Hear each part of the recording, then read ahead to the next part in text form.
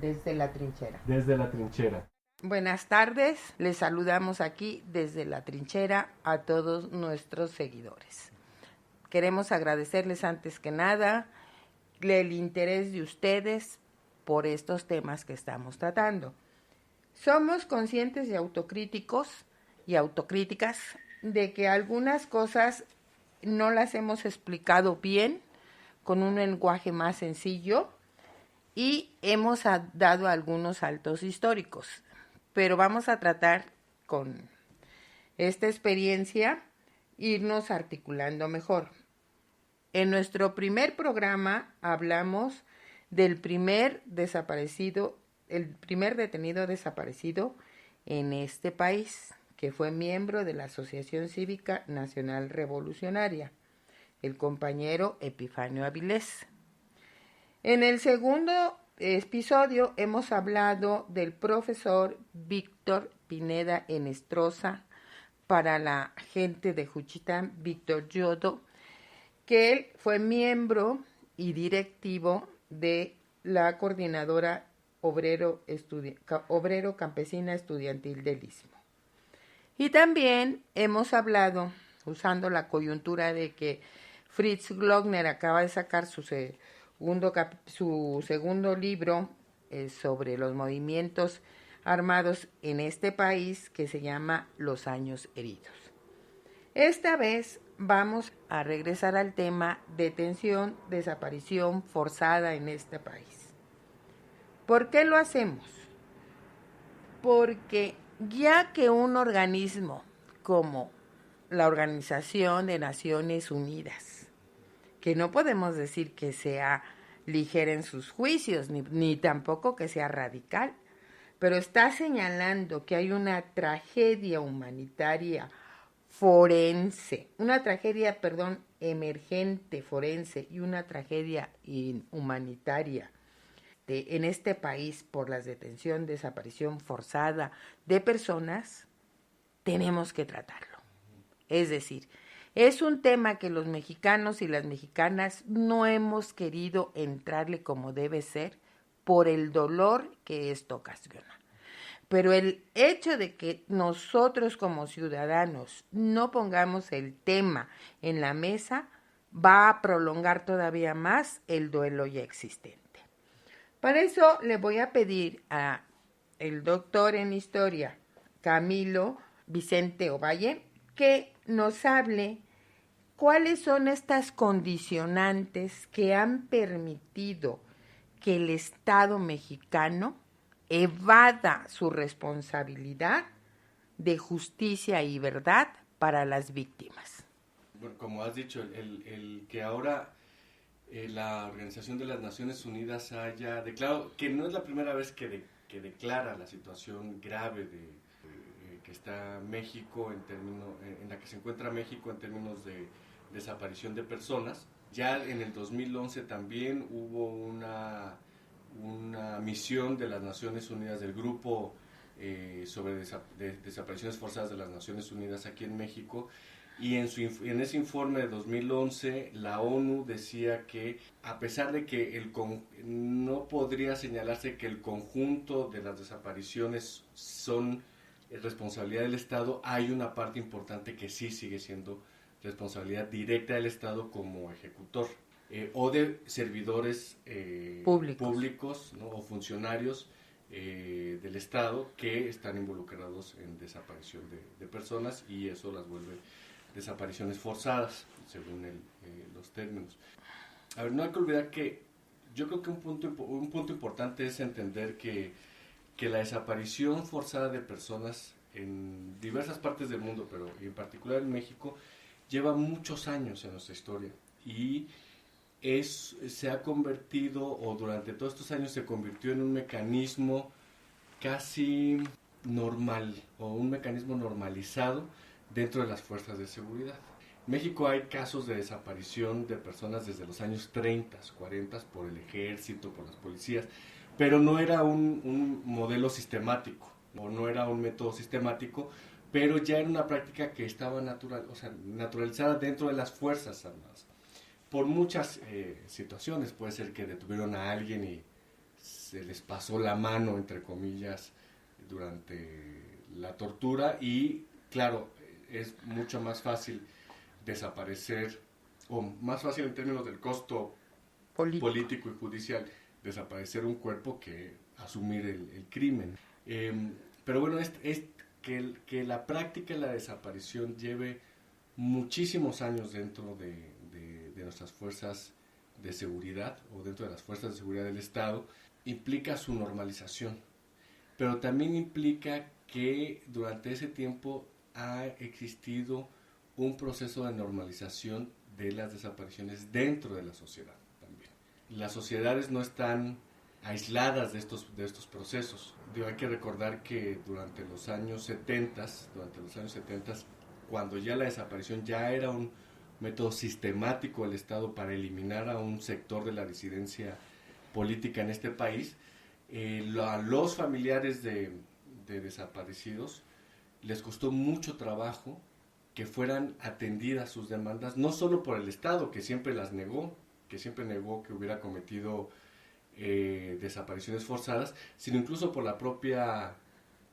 sociedad civil, y es más aún, incluso hasta por las mismas organizaciones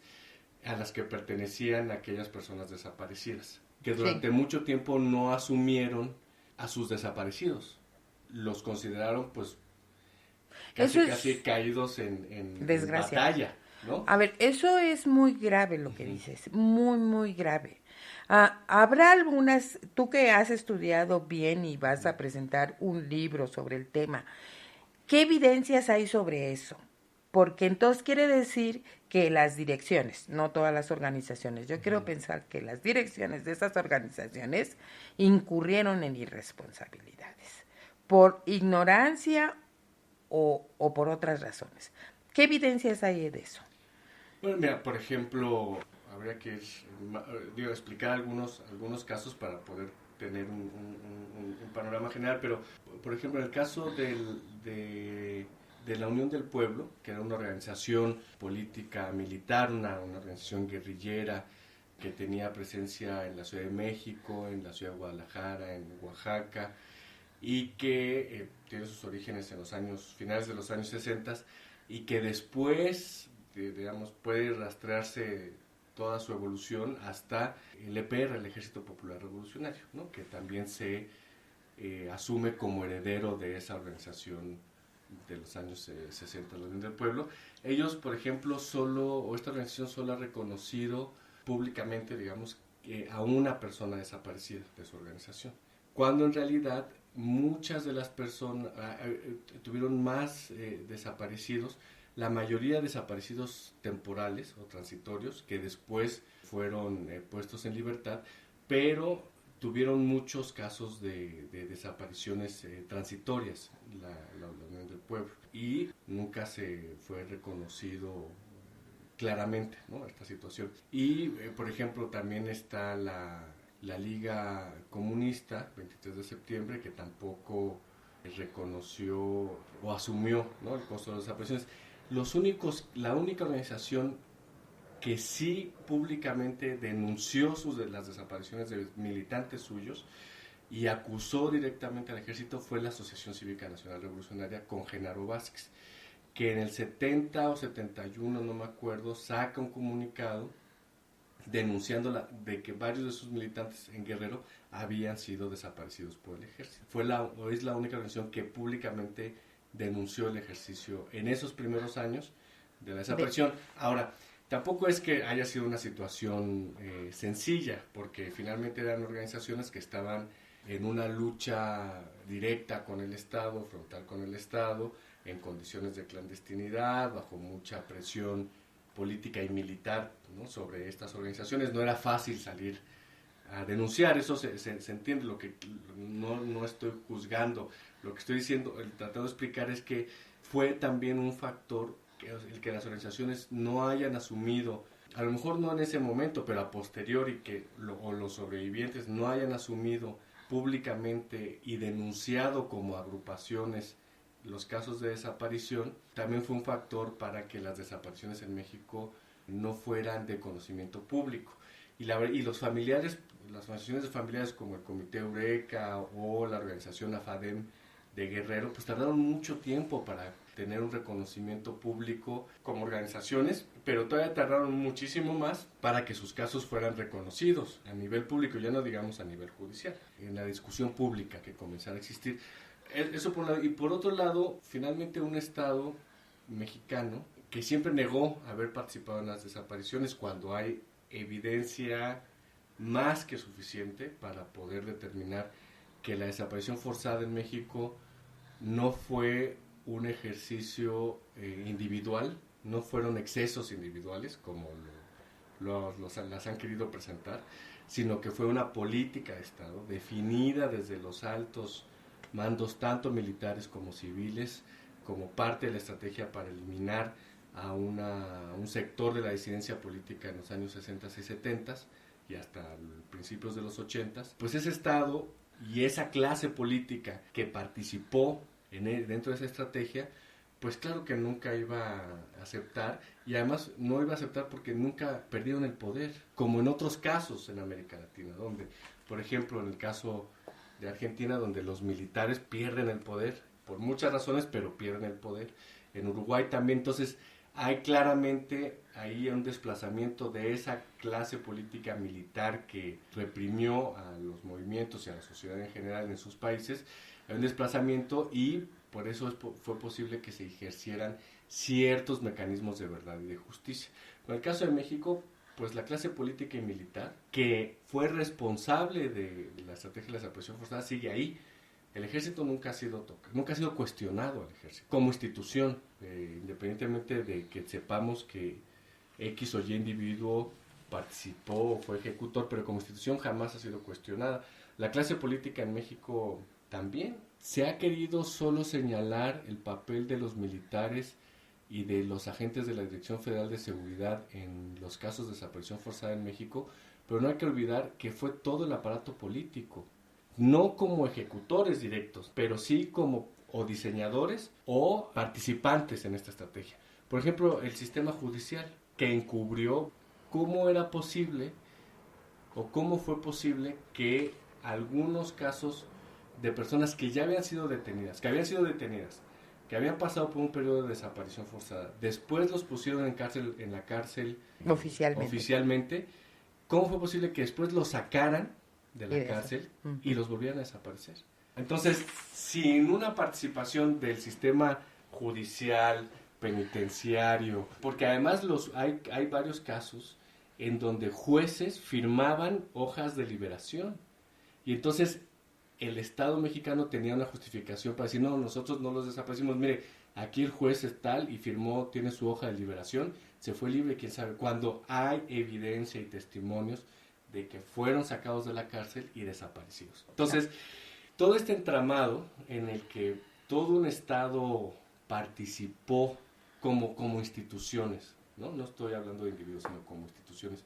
participó del diseño y de la implementación de una estrategia como la desaparición forzada de personas para eliminar una disidencia y que durante mucho tiempo permaneció en el poder y estos grupos siguen permaneciendo en el poder, pues eso ha extendido el manto de impunidad a lo largo de estos años, y ya con esto te devuelvo la palabra, y eso también ha permitido que tengamos esta tragedia nacional ahora, estos cientos, miles de desapariciones por todo el país. ¿Por qué? Primero porque muchos de los policías y militares que participaron en las desapariciones en los años 70, después o se fueron al crimen organizado o continuaron dentro de las fuerzas de seguridad en distintos estados del país. Y continuaron ejerciendo esta práctica a lo largo de los años, en los años 80, en los años 90, hasta ahora. Que haya sido un crimen nunca castigado, nunca enjuiciado y señalado, el mensaje es, bueno, pues es fácil desaparecer gente en este país y no va a pasar absolutamente nada. O sea que para ti la tragedia humanitaria que vive ahora nuestro país, digamos, tiene responsables directos. Sí. Si entendí bien tu disertación, aquí en la detención, desaparición forzada de personas de la década de 60, 70 y parte del 80, intervinieron los tres poderes de la Unión. Y digo